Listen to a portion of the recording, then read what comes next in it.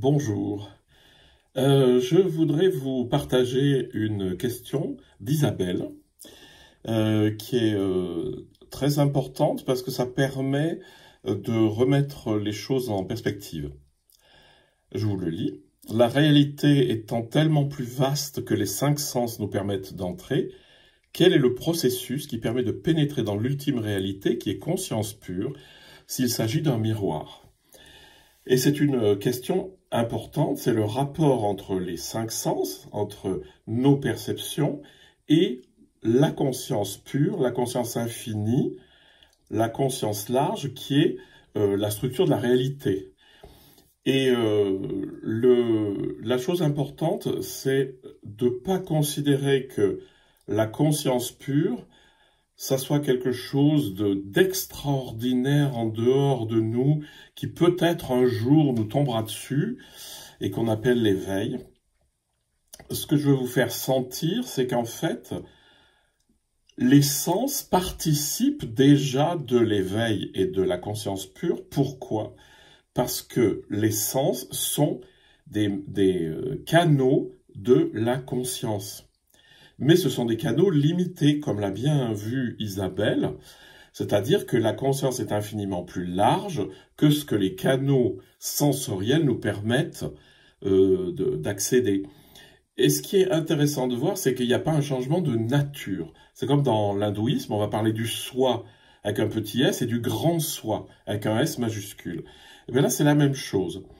C'est-à-dire qu'il n'y a pas de distinction, comme dirait Yves, dans son livre sur le Yoga Vashishta, le soi, c'est comme un bâton.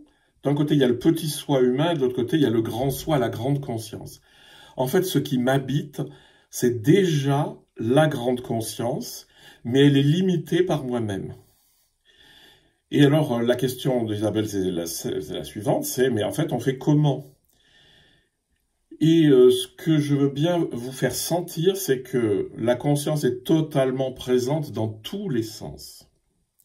C'est la manière d'être présent au monde qui va nous faire expérimenter la conscience infinie.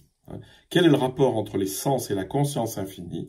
C'est que les sens nous permettent de prendre conscience de cette conscience qui nous habite. Je vous propose simplement un exercice tout bête. Ce qui va être la métaphore de la réponse à Isabelle, c'est en fait, j'ouvre le sens de la vision. Je vois ce qu'il y a à droite, je vois ce qu'il y a à gauche, en vision périphérique. J'accueille le monde visible dans son entier, dans ma conscience. Donc là, ma conscience est large et elle est pleine du monde.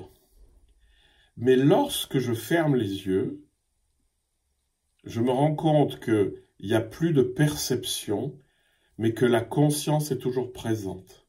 Elle est toujours aussi large. Eh bien, c'est ça l'expérience de la conscience infinie. Alors ça, c'est une image fonctionnelle qui marche. C'est-à-dire, c'est d'accueillir toute la réalité, donc par tous les sens, par tous les moyens, dans une attitude d'accueil qui ouvre, et à un moment donné, simplement de prendre conscience de cette conscience qui m'habite et qui est infiniment large, mais dépouillée de ces objets. Comme on disait avec l'histoire du miroir et qu'a évoqué Isabelle, dans le miroir, vous imaginez un immense miroir dans lequel se reflète, je ne sais pas, une salle du château. Donc, dans la perception, vous voyez tous les objets qu'il y a dans le miroir, et j'éteins la lumière. Et je prends juste conscience du miroir en tant que miroir. Donc, l'expérience de la conscience infinie, c'est l'expérience de la conscience dépouillée de ces objets. Dans un premier temps, la conscience est noyée dans l'objet. Donc ça, c'est le Yoga Sutra qui vous explique ça très très bien. Et dans un deuxième temps, je laisse se décanter l'objet pour n'avoir accès qu'à la conscience large. Et je vous invite à faire cette expérience.